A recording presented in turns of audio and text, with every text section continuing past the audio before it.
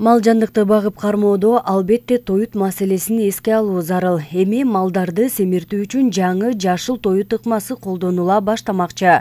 Алгачкылардан болуп Кырказык айылынын тургуну Тынарбек Бердалиев жашыл тоютту өндүрүү жолун өздөштүрө баштады. Бул ыкма буудай, арпаларды өндүрүү жолу менен.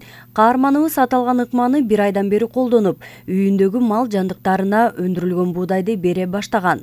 Алгач буудайды тазалап жууп, ыпырларынан ажыратып, андан соң 1 сутка сууга салып коет. Ушу сууга мынакей биринчи буудайды салганда жууп алабыз. Могу жерде 2 килограмм буудай бар.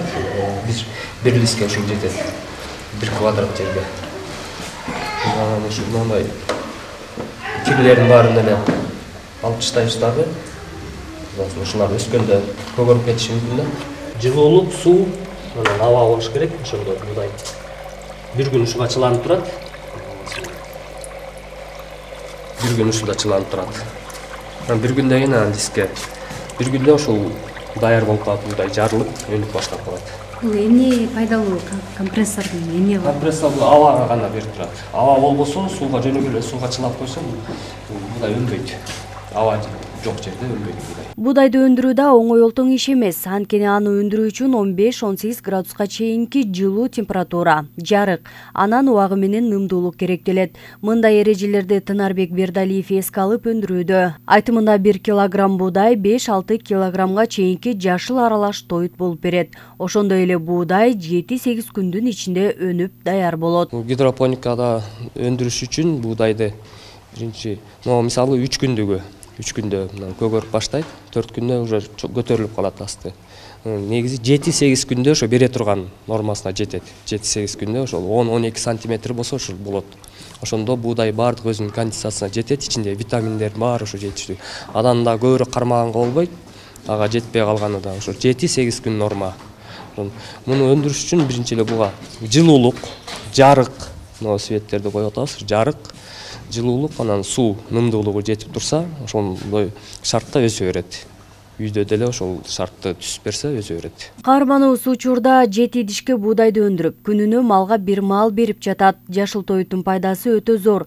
Анткени майдаланган буудайды бергенден көрө жашылдандырып, нымдуу кылып берген өтө пайдалуу. Каарманыбыздын өндүрүлгөн буудайларына да кызыккандар да болууда. Андыктан Тынарбек ага каалоочуларга буудай, арпаны өндүрүү жолун айтып берди. Кеңеш берип кетет элем, ар бир үй эле мал бар кармаган кишилер кичинекей комнатага эле ошол бир бизде деле ашып кетсе бир 15 градус азыр комнатанын ичи, ошол градуста өсүп атат.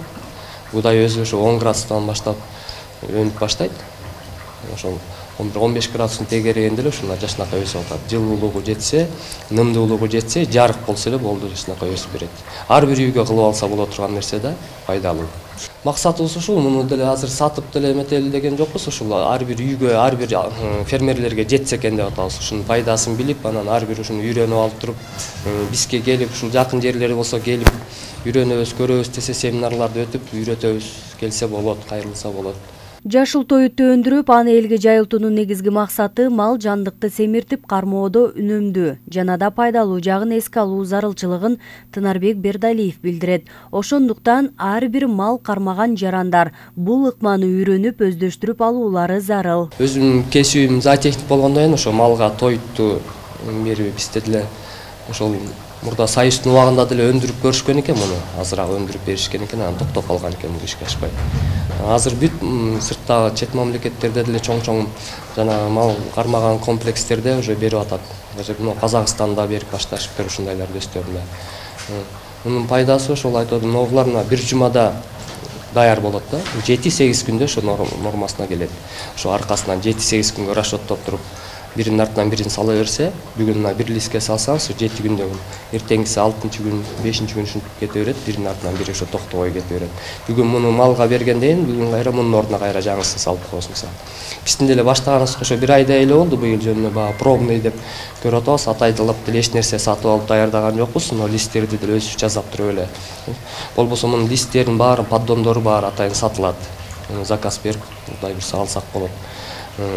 Атайын помещение жасап. Кызыккандар көп эле, муну азыр билгендер келип ушу сатып алганга канчадан болот деп. Мисалы буудайды 15 сомдон 16 сомдон аз буудай сатып келип атабыз. Ошол 15 сомдук буудайыбыз 1 кило буудайыбыз кайра бир 5-6 кило болуп чыгып атат будан өндүргөндө. Ошонун пайдасын өзүңүздөр деле эзестесиңиз. Ошонун баардыгы кайра малга пайдалуу аш болуп кетип атат. Каарманыбыздын атасы Абдулас Бердалиев ата Союз мезгилинде уй фермада бир топ жылдар бою ферма башчысы болуп эмгектенген. Атанын айтымында Союз учурунда уй койлорго буудай арпаларды атайын өндүрүп беришкенин айтат. Кепшеген малдарга бериш керек. Уй баласына, ат кормунга берсе абдан жакшы болот. Сүттү дагы абдан көбөйтөт бул. Анан кой баласына бериш керек. Кой баласына көбүнчө илгери чарбанын убагын, сайыстын убагында күстүккө жайып кууттун убагында берчү. Муну жеген койлор эгиз туат көбүнчө. Анан кийин семиз табы болот. Бул анда муну удай эле үстүндөгү эле күстүгүн жечи. Азыр муну даны менен жетип атыр. Муну ат кормун кылган немеге абдан жакшы да, жагымдуу болот. Бул 90-95% жагымдуу болот. Мынакей биз байлап жакындан бери көздөй байлап атырбыз. Ушуну өстүргөндөн бери көздөй уже астын сатып алып кетип атат эл. Негизи өндүрүлгөн жашыл тоютту уй жесе сүтү көбөйүп көп сүт берет. Ал эми атайын семиртүү үчүн кармаган койлорго да берсе жакшы. Ошондой эле тоокторда калдыктарын жеп жакшы натыйжа берип алышат. Андыктан жашыл тоютту өндүрүү ыкмасын үйрөнүп алуу зарыл. Гүлжамал Багышбекова, Бакбердашубеков, Таңкы Талас программасы үчүн.